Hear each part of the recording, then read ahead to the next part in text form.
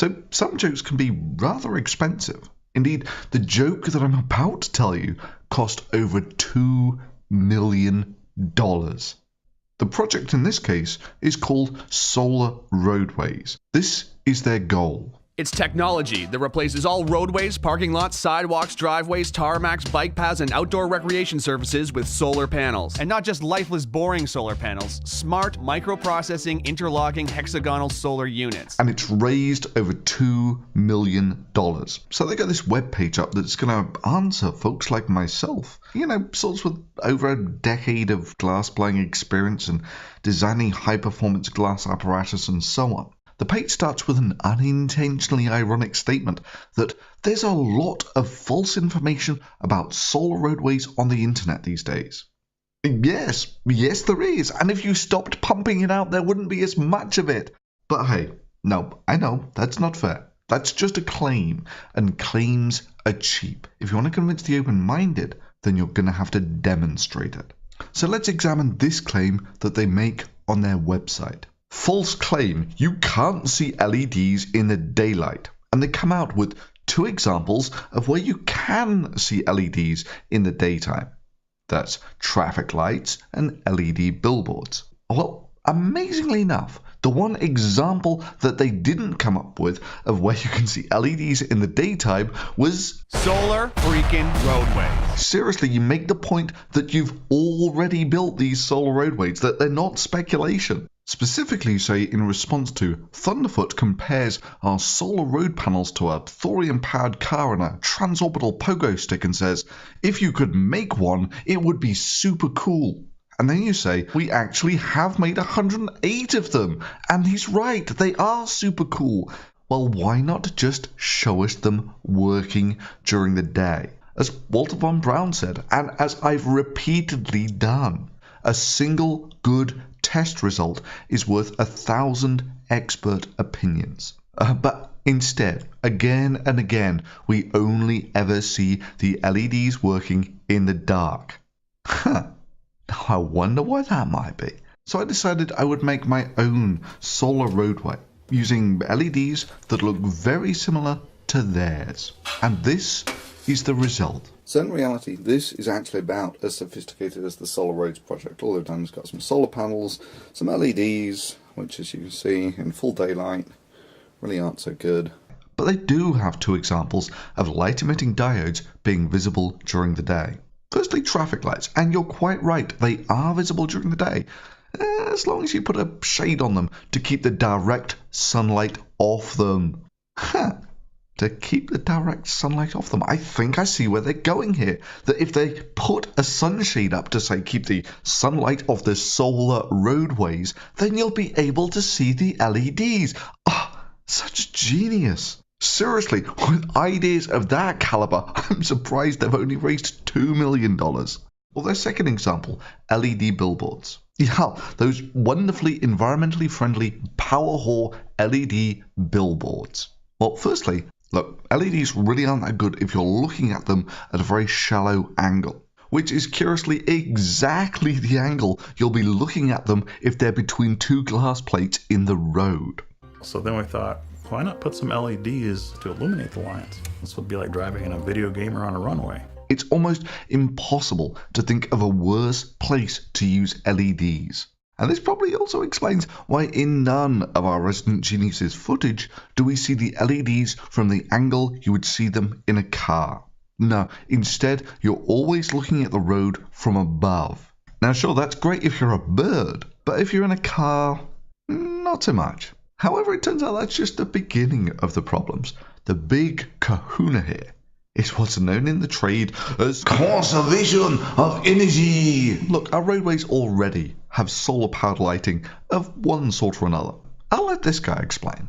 So this is just to give you a rough order of magnitude feel for how much light you can actually really get out of a solar roadway. And this piece of paper here, I'm just going to use as a unit area. And the reason it's good is because when that piece of paper is in the full sunlight, that's basically that's putting out as much diffuse light really as you can get out of all of that solar energy. So all that solar energy is basically hitting this, and being reflected as diffuse light. Very little of it is actually transferred to heat in the white paper, and basically everything else is turned into light. Now the reason that's great is that means that this is the absolute most amount of light that you can get out of light falling on this sort of area. So if you wanted to get this out of a solar panel, what you've got to do is you've got to cover that with solar panels, you've got to transform that into electricity and then transfer that back into LED light, and each time along the way you're going to lose some energy. Now it turns out that even good solar panels are only about 20% efficient. So that if I coated all of this with solar panels, 20% is going to be about there something, right? If I were to coat all of this with solar panels, I automatically lose that much energy, which means that that's now the most amount of light energy that I can get out of this. And then if I want to power these both day and night, of course that means that I only get solar energy during the day. So that now means that I lose all of this. And of course that's only the amount of light reflection I can get, the light generation I can get, if it's pointing directly at the sun the whole time. Now, when the solar panels are laid down like this, you lose probably 2/3 of your energy compared to if they're tracking the sun, but we're just going to say half. So now we're going to lose all of that. And then you've got to convert that electricity into light again, and LEDs, they vary in the efficiency, but let's say 50% efficiency. So realistically, if you want to coat something of this sort of size with solar panels, that is the sort of area of brightness that you could light up 24 hours a day. And just to put that into perspective, let's turn our LEDs on. There we go. So as you can see, our LEDs really don't do that much for us. So I mean, this is the primary reason why the solar roadways is just a non-starter. It could barely light enough of the road to actually produce the center marking, let alone to actually power the whole nation. And at this point, you've just got to be honest that compared to coating this area with solar panels and all the losses from the solar panel, from only having power when the sun's up and so forth, you're better off just painting a white line down the middle of the road. It doesn't have any real cost in terms of infrastructure, and it's very efficient for producing a white line during the day.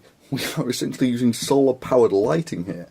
Or looked at another way, the average square meter of the Earth's surface receives about 340 watts per square meter. Now, your typical billboard, in order to be visible during the day, they run at somewhere between 350 and 1,000 watts per square meter. That is, to run these things such that they're visible during the day, then they've got to put out more energy than is actually falling on them from the sunlight. Otherwise, they would just appear washed out. And of course, remember our earlier calculation, where we get a good feel for how much area we can light up with an equivalent photon density to sunlight from a unit-sized solar panel. But the bit where it goes completely crazy is when you calculate the energy bill for if they fulfill their dreams of having the roads lit up like a computer game. So then we thought, why not put some LEDs to illuminate the lines? This would be like driving in a video game or on a runway. I mean, we know how much area they want to light. There's 25,000 square miles of road surfaces, parking lots, and driveways in the lower 48 states. If we covered that with solar panels, just a 15% efficiency, we produce 3 times more electricity than this country uses on an annual basis. We know the rough energy consumption per square meter, which means we can calculate how much energy they would use per year and how much that would cost using cheap electricity. Just the electricity bill alone would be about $20 trillion per year. That's the bargain price of $65,000 for every man, woman, and child in America per year. This is exactly the kind of over-the-horizon thinking that has brought Idaho's own solar roadways to national and world prominence. You would be looking at increasing the electricity consumption of your average American by a factor of about 100. Or looked at another way, if you were to only light 1/100th of the road area like this, and that would just about give you enough power to light a little white stripe down the middle of the road. You know, the sort of thing that we traditionally get out of painting a white line down the middle of the road. That in the Solar Roads project would still double the average power consumption of your typical American. Or alternatively, we could skip the glass surface, we could skip the microprocessors, we could skip the LEDs and the solar panels and just paint a white line on the asphalt. I mean, it's quite amazing that anyone ever thought these people were visionary in any way, shape or form, let alone visionary enough to give them over $2 million to pursue something which you can show to be bunk with a few back-of-the-envelope calculations. Where their technical expertise here was about that of plugging in some LEDs on top of a solar panel under a sheet of glass. But if you think that's depressingly stupid, they're just getting warmed up, like the idea of warming the tiles to melt snow. He says, false claim, we cannot afford to heat roads. And then he quotes from the Federal Highway Administration, over 70% of the nation's roads are located in snowy regions which receive more than 5 inches of average snowfall annually. Each year, 24% of the weather-related vehicle crashes occur on snowy, slushy, or icy pavements, yada yada yada. Winter road maintenance accounts for roughly 20% of the Department of Transport maintenance budgets. State and local agencies spend more than $2.3 billion on snow and ice control operations annually. To which our resident genius says, does the current system of snow removal sound cheap to anyone? What would saving over 1,300 lives and preventing over 115,000 injuries per year be worth? Not to mention medical bills, vehicle repairs, lost wages, etc. What? That's it? That's your entire argument? Does the current system of snow removal sound cheap to anyone? That's it? Your entire argument? Well, allow me to retort. Look, it's not exactly rocket science to understand that if it was cheaper to melt snow rather than just to move it to the side of the road, then we would use flamethrowers for snow removal, not snowplows. And the reason we don't do that is because it is much cheaper just to move the snow to the side of the road. Look, it's not even a matter of a discussion, it's simple thermodynamics. You know, that conservation of energy stuff we were going over earlier. If you want to turn 1 kilogram of ice at freezing point into 1 kilo of water at freezing point, it requires about 300 kilojoules per kilogram. And according to the Department of Transport stats, the typical place in America gets, say, 13 centimeters of snow, which is the equivalent of about 1.3 centimeters of ice. We know the target road area, and therefore we can calculate how much ice there is to melt.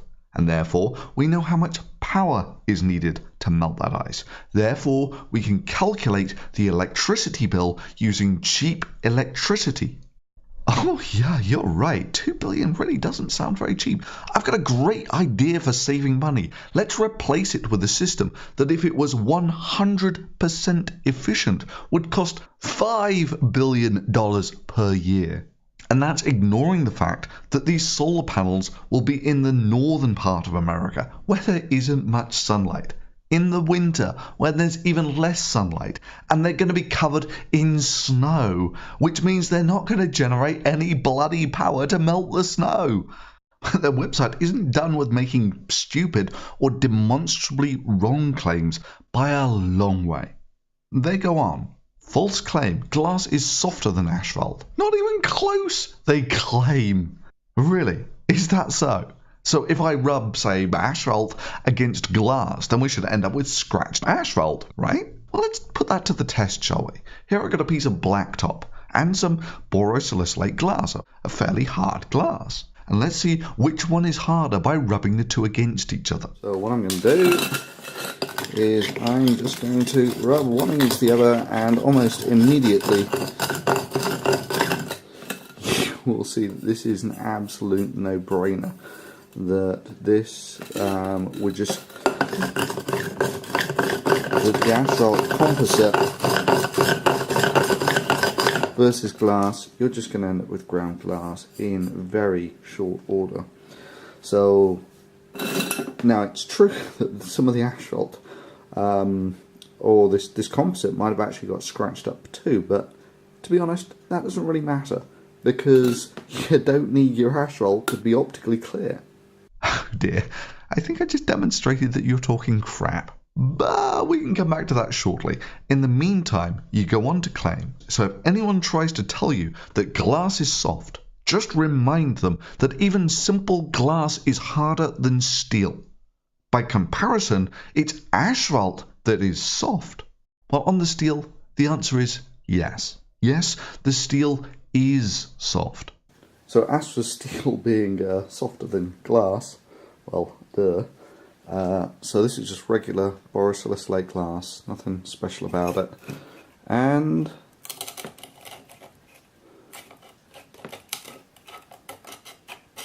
straight away you can see that, zoom in a little there. So there you go, that's glass versus steel.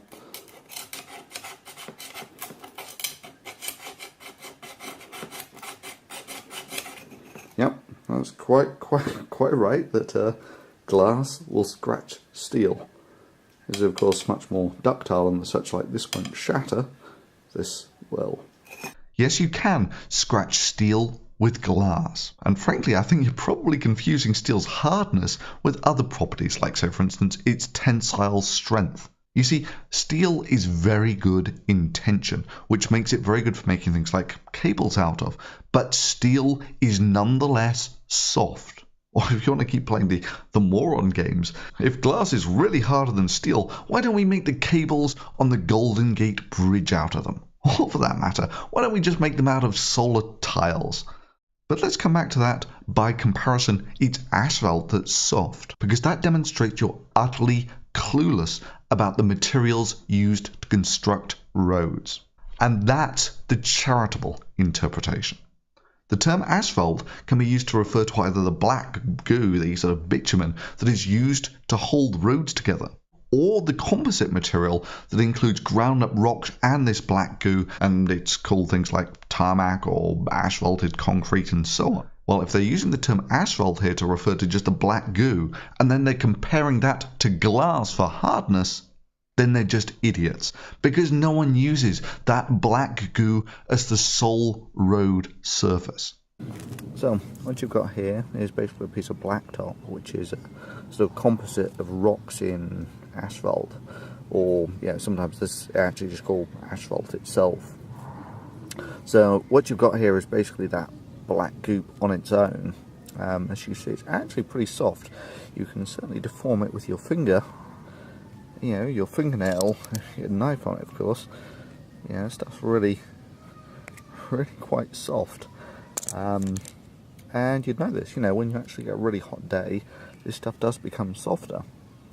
But what makes this a really nice road material is the ground up rocks here that actually provide the very hard surface for the road, and the black goop here, the bitumen, the asphalt, basically is just a binder that holds it together, keeps it all waterproof. Okay, so what I got here is fresh off the pavement, this piece of sort of asphalt aggregate. So what you'll find here, this thing's actually quite warm, is there's quite a lot of plasticity in the actual binder. If I can find a piece that's actually... it's actually rubbery. There you go. So you see that it sort of will come apart, stick back together again. And that's sort of part of what makes it good for a composite material. Is there are sort of softish bits in it that are more flexible, and then the bit that actually takes all of the load are these little rocks. However, if they're comparing asphalt as it's used to make roads from to glass, then they're just demonstrably talking bull, in that it's 100% demonstrable, or 100% of the time, that asphalt is much harder than glass. The asphalt composite versus glass, you're just going to end up with ground glass in very short order. So yeah, maybe the asphalt here does get scratched up by wear, but that's not a problem because road surfaces don't need to be optically transparent as they would if you were trying to make a solar roadway. They continue. One more thing, when you temper glass, it becomes 4 to 5 times stronger than non-tempered glass listed in Moore's hardness scale. It doesn't make it harder, just stronger. Oh, bravo! And congratulations on working out that tempering glass doesn't make it any harder. That is, it doesn't make it any more resistant to scratches. It just makes it more resistant to shattering. But it also does mean that when it does shatter, it does so fairly impressively like this.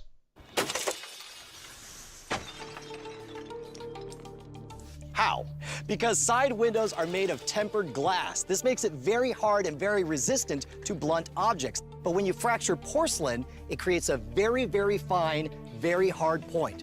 Solar roadways will be made out of tempered glass. How? Because side windows are made of tempered glass. So congratulations, this is exactly the same material that you're proposing to make glassed roads out of, and one little fragment of alumina could do millions of dollars worth of damage. Which curiously actually made me click on the side tab about the military applications they have for solar roadways.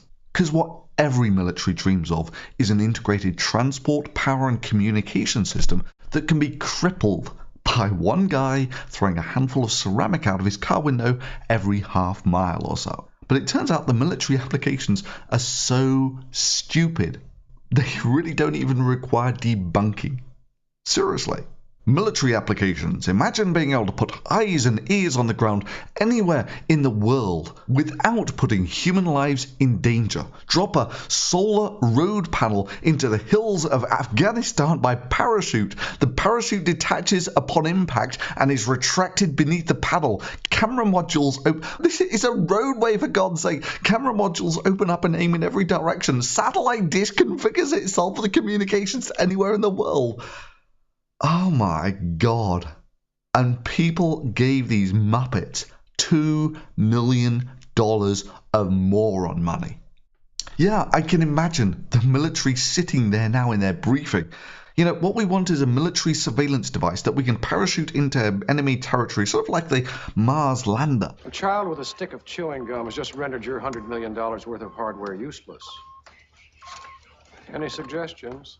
But then we want to put glass surface on it that can be used as a roadway for 20 years. And then we want to put some changeable LEDs on it, just in case someone wants to play basketball on it. And then, of course, having ignored all these minor technical challenges about their ideas, you know, trivial details like the conservation of energy and that glass is fundamentally unsuitable for making roads of, that sort of thing, they then come up with this doozy. We wonder about people who reflexively dismiss our concept without trying to understand it, or go on public forums and attack us. It helps us to remember that there have always been people against change. For some, it's just too scary. They want to just keep things the same. Perhaps they are the descendants of those who argued that the earth was flat, that we didn't need cars because horses worked just fine, told the Wright brothers that they were out of their minds, or insisted that we would never reach the moon. Or perhaps they are the voices of larger entities who now feel threatened by the paradigm shift that is solar roadways. But you're just not being visionary enough. You've missed the most obvious place to put solar panels on the surface of the sun. One solar panel on the surface of the sun will generate well over 1 million times the energy of one here on Earth, which would mean you'd only need about 1,000 solar road panels on the sun, and that would give you the same power as covering the entire road surface in America with them. See, we produce 3 times more electricity than this country uses on an annual basis. I mean, just think of the savings there. You could have limitless free power. Now, sure, there will be those who reflexively dismiss this argument without trying to understand it. Perhaps they are the descendants of those who argued that the earth was flat. that we didn't need cars because horses worked just fine, that told the Wright brothers that they were out of their minds or insisted that we would never reach the moon. Or perhaps they're the voices of larger entities that now feel threatened by the paradigm shift of putting solar roadways in the most obvious place ever, on the surface of the sun. Nah. The reason that I find solar roadways fundamentally distasteful is that they've duped people into giving them over $2 million for a project that you can demonstrate is fundamentally unviable with a $10 coffee pot and a damaged piece of blacktop. That is, the material that they want to use is fundamentally unsuitable for its proposed purpose. Proposing glass roads really is as stupid as proposing chocolate frying pans. That is, you're not being the Wright brothers by proposing solar-powered roads or chocolate frying pans. You are being Bozo the Clown. The really sad thing is, though, that enough people were duped here to give them $2 million for this. I mean, you've really just got to laugh or cry at a joke that is that expensive.